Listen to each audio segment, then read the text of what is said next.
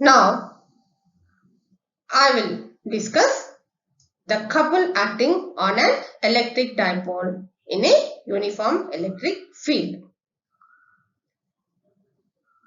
As shown in the figure, as shown in this figure, consider an electric dipole consisting of charges plus q and minus q of length 2a placed in a uniform electric field. And this couple makes an angle theta with the direction of the electric field, and which makes an angle theta with this. Okay, so it has a dipole moment of magnitude P is equal to Q into 2A. So ఇక్కడ మనకి ఒక ఏకరీతి విద్యుత్ క్షేత్రంలో విద్యుత్ ద్విధ్రువాన్ని ఉంచాం మనం. ఇక్కడ మనకి ప్లస్ క్యూ మైనస్ క్యూ అనే ఒక డైపోల్ ఉంది. ఈ డైపోల్ లో ఏకరీతి విద్యుత్ క్షేత్రంలో మనం ఉంచినప్పుడు ఇది ఈ క్షేత్ర దిశకు టీటా కోణం చేస్తూ ఉంది అనుకుందాం. ఓకే, ఇప్పుడు ఎప్పుడైతే ఈ రెండు ఆవేశాలు కొంత దూరంలో సెపరేట్ చేయబడి ఉన్నాయో ఇక్కడ ఈ ద్విధ్రువం మీద మనకి బలేగ్మ భ్రామకం పనిచేస్తూ ఉంటుంది. సో ఈ బలేగ్మ భ్రామకానికి సమీకరణాన్ని ఇప్పుడు మనం రాబడదాం. Now, the force exerted on plus q charge by the field is F is equal to Q into E. It is along the field. And the force exerted on minus Q charge is F is equal to minus QE. This force is opposite to the field.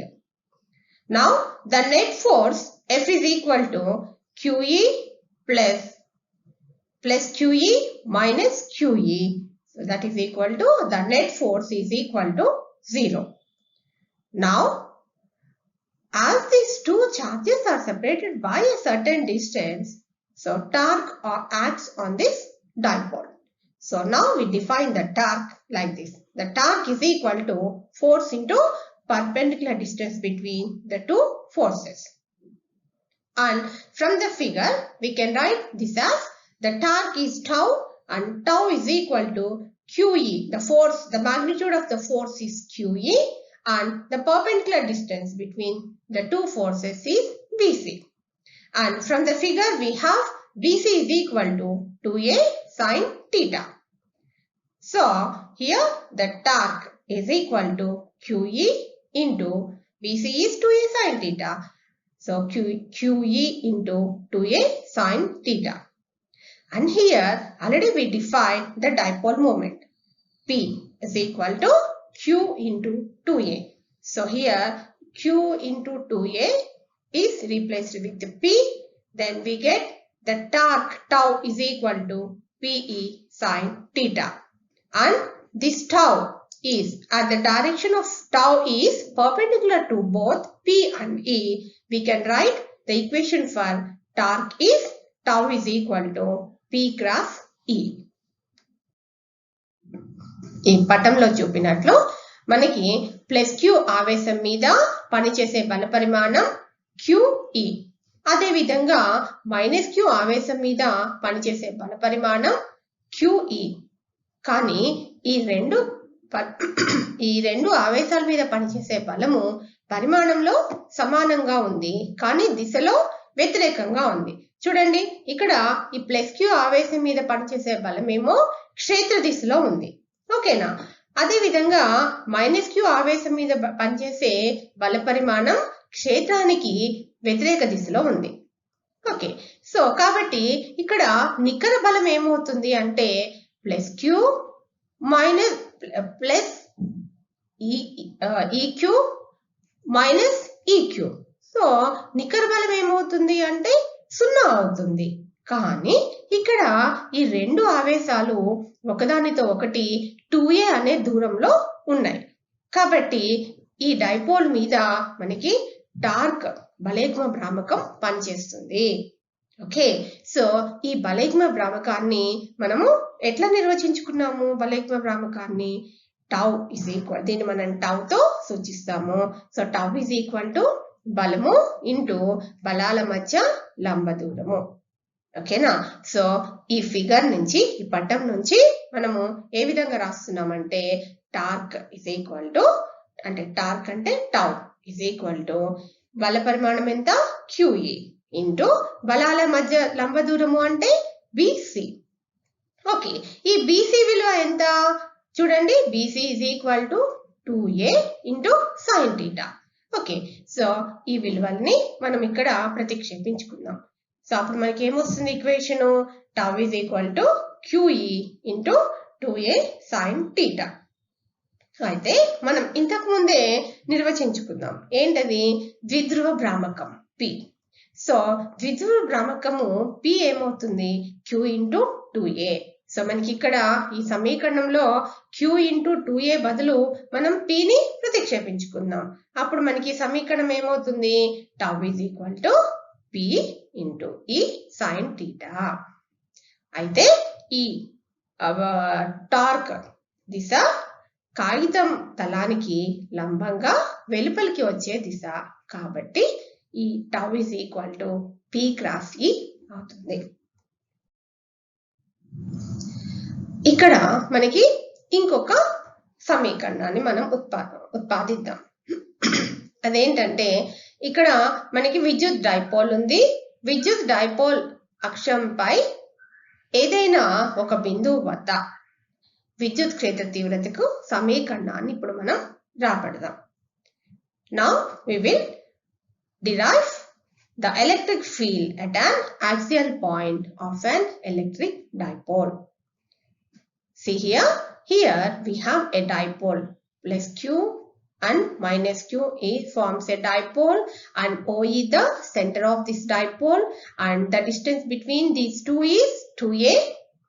And we have a point P which is at a distance R from the O on the axis of this dipole.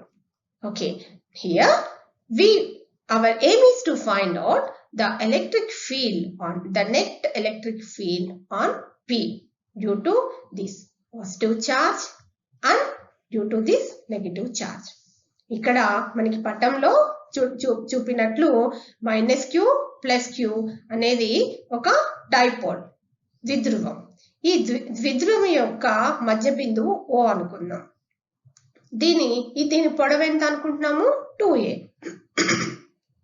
అయితే ఇక్కడ ఈ ద్విధ్రువం అక్షం మీద P అనే ఒక బిందువుని తీసుకుందాం. ఈ P బిందువు Oకి ఎంత దూరంలో ఉంది? O అంటే ద్విధ్రువం యొక్క మధ్య బిందువు అనుకున్నాం కదా. ఈ మధ్య బిందువు నుంచి R అనే దూరంలో P అనే ఒక బిందువుని తీసుకుంటున్నాము దీని యొక్క అక్షం మీద. ఇప్పుడు మన ఉద్దేశం ఏంటి అంటే ఈ P బిందువు వద్ద ఈ ద్విధ్రువం వల్ల ఏర్పడుతున్నటువంటి నికర విద్యుత్ క్షేత్ర తీవ్రత ఎంత ఉంటుందో మనము ఇప్పుడు కనుక్కోబోతున్నాం.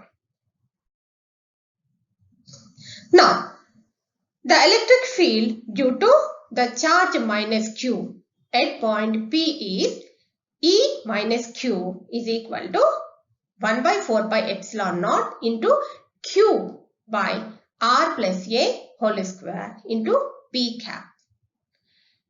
And this E minus Q acts towards left. And here we have the P cap. P cap is a unit vector which acts along the dipole axis from -Q to +Q.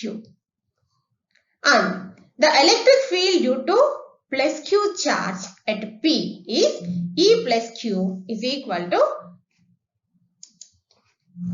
1/4πε0 into Q by R minus A whole square into P cap.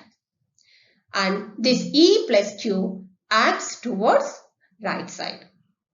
Okay, now the resultant electric field at the point P is E plus Q plus E minus Q, and substitute these two equations in this equation.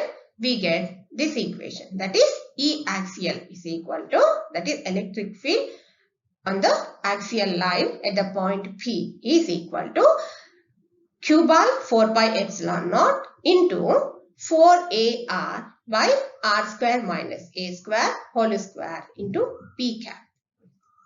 And here we again substitute the dipole moment value, that is P is equal to Q into 2A. So here we substitute the P in this equation. Then we get the equation is 1 by 4 pi epsilon naught into 2PR by R square minus A square whole square into P cap. But here, if we compare the R, that is the distance from O to P is R. Okay, and the distance between O and Q is A. So if R is far greater than A, then A square can be neglected compared to R square. So we get the final equation as E axial is equal to 1 by 4 pi epsilon naught into 2P by R cube into P cap. So this is the equation for an electric dipole. We place a point P on the axial point, axis of the dipole. మనము ఇంతకు ముందే చర్చించుకున్నాం పటం నుండి మనకి Q ఆవేశం వల్ల P బిందువు వద్ద విద్యుత్ క్షేత్ర తీవ్రత ఎంత ఉంటుంది? E minus Q is equal to 1 by 4 pi epsilon naught into minus Q by R plus A whole square into P cap. ఇక్కడ E minus Q అనేది మనకి ఎటువైపు పనిచేస్తుంది? అది ఎడమ చేతి వైపు పనిచేస్తూ ఉంది. ఇక్కడ ఈ P cap అనేది ఒక ప్రమాణ సదిశ. ఓకే, అదే విధంగా ఇప్పుడు మనకి ప్లస్ Q ఆవేశం వల్ల P బిందువు మీద విద్యుత్ క్షేత్ర తీవ్రత ఎంత ఉందో మనం ఇప్పుడు ఈక్వేషన్ రాద్దాం. సో ఎంత వస్తుంది అది? E plus Q is equal to 1 by 4 pi epsilon naught into Q by R minus A whole square into P cap. ఇక్కడ E plus Q అనేది అంటే దీని దిశ ఎటువైపు ఉంటుందంటే కుడి చేతి వైపు ఉంటుంది. ఓకే, ఇప్పుడు P బిందువు వద్ద నికర విద్యుత్ క్షేత్ర తీవ్రత సమీకరణం ఏంటంటే that is equal to E minus Q plus E plus Q.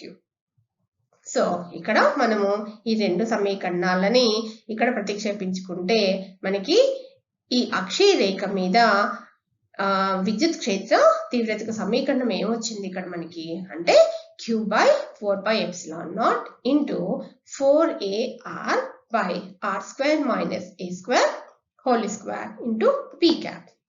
అయితే మనము అంతకుముందు నిర్వచించుకున్నాం ఏది? ద్విధ్రువ భ్రామకాన్ని. సో ద్విధ్రువ భ్రామకం P is equal to 2 into Q into 2A. So ఇక్కడ మనకి ఈ Q into 2A ని బదులు మనం P ని ఇక్కడ సబ్స్టిట్యూట్ చేసుకుంటే ఇప్పుడు మనకి ఈక్వేషన్ ఏ విధంగా మారింది? 1 by 4 pi epsilon naught into 2PR by R square minus A square whole square. Okay, అయితే ఇక్కడ మనకి R అనేది ఏ కంటే చాలా పెద్దది R విలువ అనుకుందాం. అప్పుడు మనము ఈ సమీకరణంలో A స్క్వేర్ ని మనము నెగ్లెక్ట్ చేసేయచ్చు R స్క్వేర్ తో కంపేర్ చేసినాం పోల్చినప్పుడు. సో అప్పుడు మనం A స్క్వేర్ విలువని మనం నెగ్లెక్ట్ చేస్తే మనకి ఫైనల్ ఈక్వేషన్ ఏమొచ్చింది అంటే ఈ యాక్సియల్ అంటే అక్షీయ రేఖ మీద ఈ విలువ ఎంత ఉంది? P బిందువు వద్ద అంటే 1 by 4 pi epsilon naught into 2P by R cube into R cap.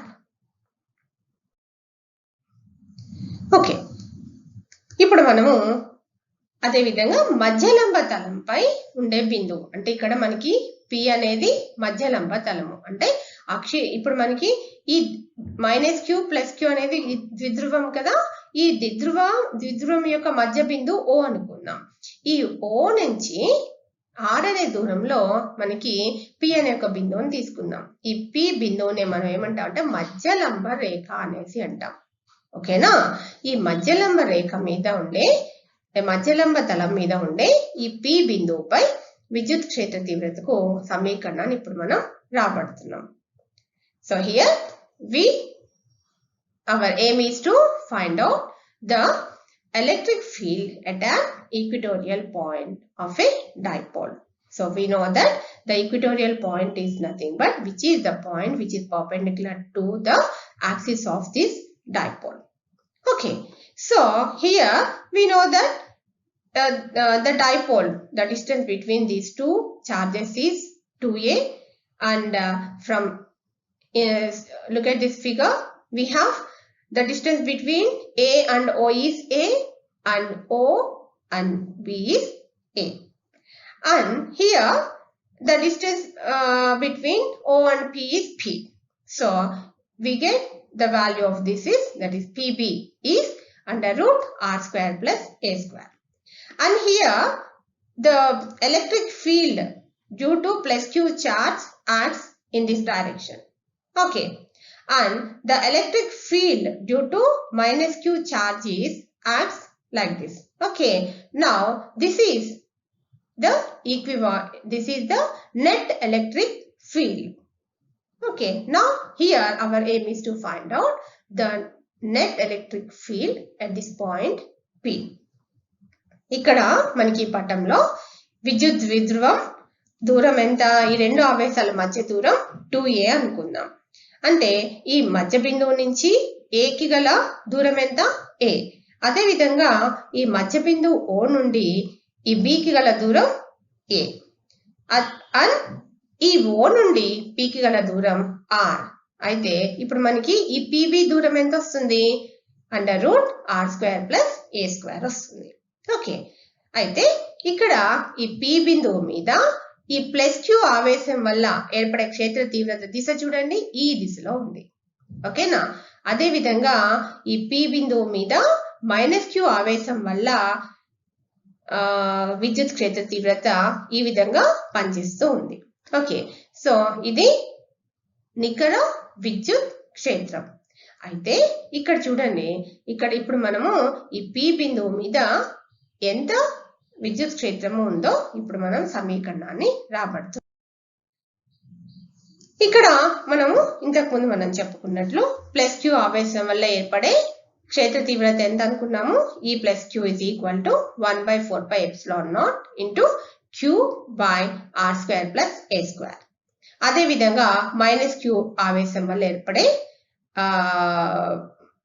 క్షేత్ర తీవ్రత ఈ విధంగా ఉంది. ఓకే, అయితే ఇక్కడ మనం ఒక విషయాన్ని గుర్తుపెట్టుకోవాలి. ఏంటి అంటే ఇక్కడ ఈ +q మరియు ఈ -q ఈ రెండు కూడా పరిమాణంలో ఎలా ఉన్నాయి, సమానంగా ఉన్నాయి. కానీ వాటి దిశలు వేరువేరుగా ఉన్నాయి. కాబట్టి వీటిని లంబతలం వెంబడి మరియు తలానికి లంబంగా మనం విభజించినట్లయితే లంబతలం వెంబడి అంశాలు క్యాన్సిల్ అవుతాయి. అంటే లంబతలం వెంబడి అంశాలు రద్దు చేసుకోబడతాయి. సమాంతర దిశలో ఈ అంశాలు ఒకే దిశలో ఉంటాయి. ఓకే, కాబట్టి నికర విద్యుత్ క్షేత్రం ఇప్పుడు ఏమవుతుంది అంటే ఇక్కడ E is equal to -E - q cos theta plus E plus q cos theta into P cap. Okay, so ఇక్కడ మనకి ఓన్లీ సమాంతర దిశలో అంశాలు మాత్రమే ఉంటాయి. సమాంతర దిశలో అంశాలని మనం ఇక్కడ యాడ్ చేసుకుంటున్నాం. ఓకే, సో ఇప్పుడు మళ్ళీ మనము ఈ -q ఈ +q విలువలు పైన సమీకరణాలు ఉన్నాయి కదమ్మా, సో వీటిని మనము ఇక్కడ సబ్స్టిట్యూట్ చేసుకుందాం. ఇక్కడ మనము ప్రతిక్షేపించుకుంటే మనకి ఈ విలువ ఎంత వచ్చింది, ఇది ఈ ఈక్వేషన్ చూడండి. ఇక్కడ E equivalent is equal to -2 into 1 by 4 pi epsilon naught into Q by R square plus A square into A ఈ cos theta వాల్యూ ఓకే ఇక్కడ మనం సబ్స్టిట్యూట్ చేసుకున్నాం. అయితే మళ్ళీ ఇక్కడ మనము ద్విధ్రువ భ్రామకం మనకు తెలుసు ఎంతది ఈ 2a ఇంటూ Q అనేది P కదా. సో మనం ఆ P ని ఇక్కడ సబ్స్టిట్యూట్ చేసుకుంటే సో ఇప్పుడు మనకి ఫైనల్ ఈక్వేషన్ ఏమొచ్చింది ఇది. ఓకేనా. అయితే ఇక్కడ కూడా మనము R విలువని A తో కనుక మనం పోలిస్తే R చాలా ఎక్కువగా ఉంటుంది. కాబట్టి మనము ఈ A విలువని A స్క్వేర్ ని మనము నెగ్లెక్ట్ చేయొచ్చు. సో అప్పుడు మనకి ఫైనల్ ఈక్వేషన్ ఏమొస్తుంది -1 by 4 pi epsilon naught into P by R cube into P cap. Okay. So here from the figure we observed that the electric field at a point P due to the positive charge is this equation. Okay. And also we can write the electric field due to -Q charge is this equation. And here these two resolves into two components. And the components of E plus Q and E minus Q normal to the dipole axis will cancel out. And the components parallel to the dipole axis will add up. Therefore, the net electric field is equal to E plus Q cos theta plus E minus Q cos theta. Okay, and we substitute E plus Q and E minus Q and cos theta value. Here we get the equation is this. And again here we have 2A into Q is equal to P. That is the dipole moment. So here we substitute the P in this equation. Then we get the final equation is E equivalent is equal to equatorial line. The electric field at the equatorial point is equal to -1 by 4 pi epsilon naught into P by A square plus R square whole power 3 by 2 into P cap. And again here if we compare R with A, R is far greater than A. So we can neglect the A value, A square value here. Then we get the final equation is 1 by 4 pi epsilon naught into P by R cube into P cap.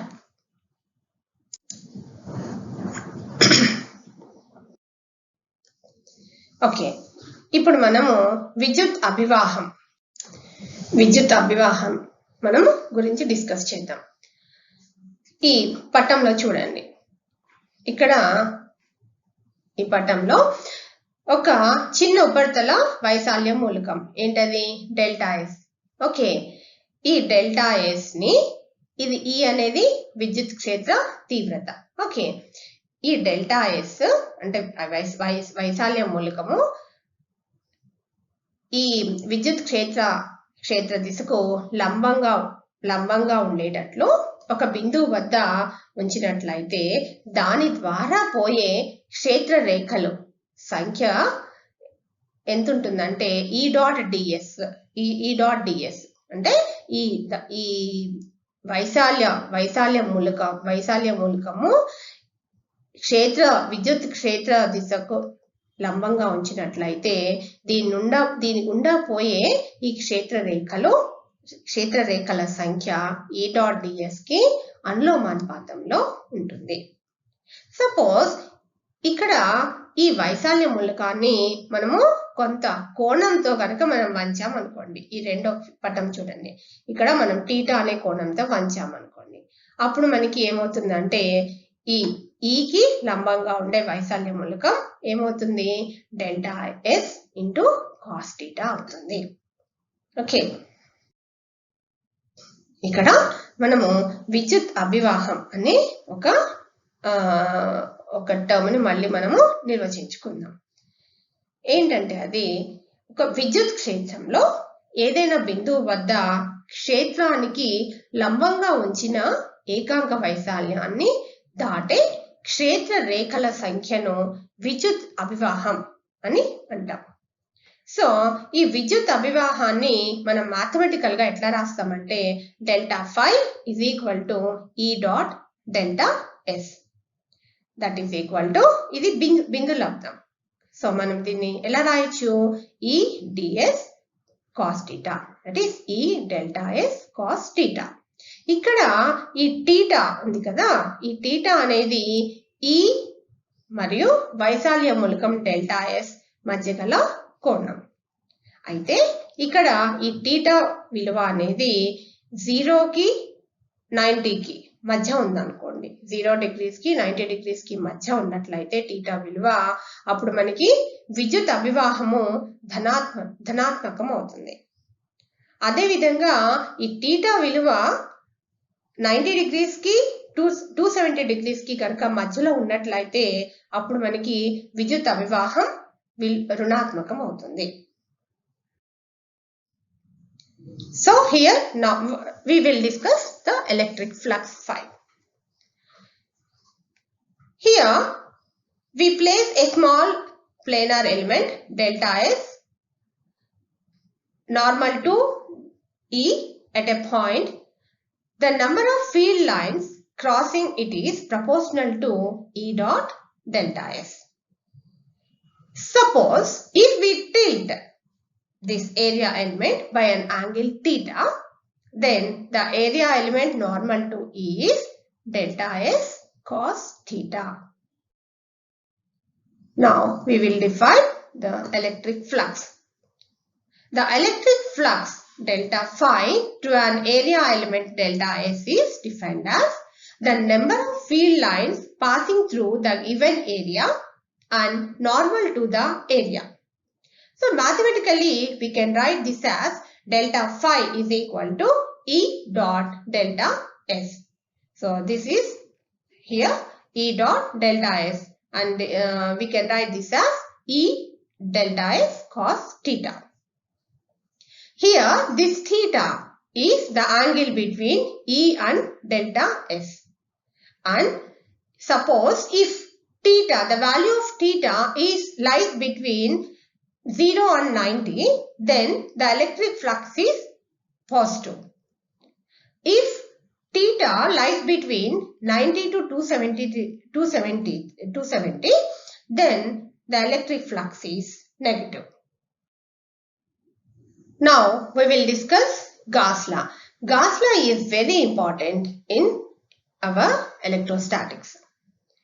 Here the total electric flux through any closed surface is equal to 1 by epsilon naught times the net charge enclosed by the surface. Mathematically, we write the Gauss law like this. That is closed integral E dot ds is equal to Q by epsilon naught. ఇప్పుడు మనం gas నియమాన్ని నిర్వచించుకుందాం. ఈ gas నియమానికి ఈ స్థిర విద్యుత్ శాస్త్రంలో చాలా ప్రాముఖ్యత ఉంది. ఓకే, సో అదేంటో ఫస్ట్ మనం చూద్దాం. ఏదైనా ఒక సంవృత వలయం నుండి బయటకు వచ్చే మొత్తం విద్యుత్ అభివాహం ఆ సంవృత తలంలో గల మొత్తం ఆవేశానికి 1 by ఎప్సిలాన్ నాట్ రెట్లు ఉంటుంది. దీన్ని మనం మ్యాథమెటికల్ కనుక రాసినట్లయితే ఈక్వేషన్ ఎట్లా ఉంటుందంటే closed integral E dot ds is equal to Q by epsilon naught. ఇప్పుడు మనము ఈ గాస్ నియమం అనువర్తనాలు ఏంటో చూద్దాం.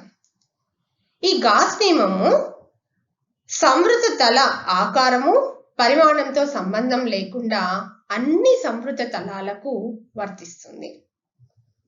ఓకే, అదే విధంగా ఇక్కడ మనకి ప్లస్ క్యూ ఉంది కదా, ఈ ప్లస్ క్యూ, ఈ క్యూ క్యాపిటల్ క్యూ ఉంది కదా, ఈ క్యాపిటల్ క్యూ అనేది గాసియం తలంలో గల అన్ని ఆవేశాల బీజీయ మొత్తానికి సమానం. అదే విధంగా గాసియం తలము వెలుపల గల ఆవేశాలు గాసియం తలం నుండి వెలువడే మొత్తం విద్యుత్ అభివాహంపై ఏ విధమైన ప్రభావాన్ని చూపవు. అదేవిధంగా ఈ గాస్ నియమము కొంత సౌష్ఠవం ఉన్న వ్యవస్థల స్థిర విద్యుత్ క్షేత్రాల గణనకు ఉపయోగపడుతుంది. ఇవి ఈ గాస్ నియమం యొక్క అనువర్తనాలు. Applications of Gauss law. Gauss law is applicable for any closed surface of any shape and size, and the charge may be located at any point inside the surface. It is often useful in the electric fields due to symmetric charge distribution. And the Gauss law is applicable for stationary and also moving charges. Gauss law is useful in calculating the electric intensity and potential due to charge distributions. So, ఇప్పటి వరకు మనం చర్చించుకున్న ఈ lesson లో మనకి general గా వచ్చే కొన్ని ప్రశ్నల్ని ఇక్కడ నేను పొందుపరిచాను. ఓకే, సో మీరు ఈ వీటికి ఆన్సర్లు రాయడానికి ట్రై చేయండి. అండ్ అదే విధంగా ఈ టాపిక్ లో మనకి ఉండే అతి స్వల్ప సమాధాన ప్రశ్నలు ఇవి, వీటిని కూడా మీరు ఆన్సర్ చేయడానికి ప్రయత్నించండి. I hope you understand what we discussed now, and these are the model questions in this unit. You try to answer these questions, and these are the very short answer type questions. You answer these questions also. Thank you. Be safe with distance. భౌతిక దూరం పాటిస్తూ క్షేమంగా ఉందాం. Thank you.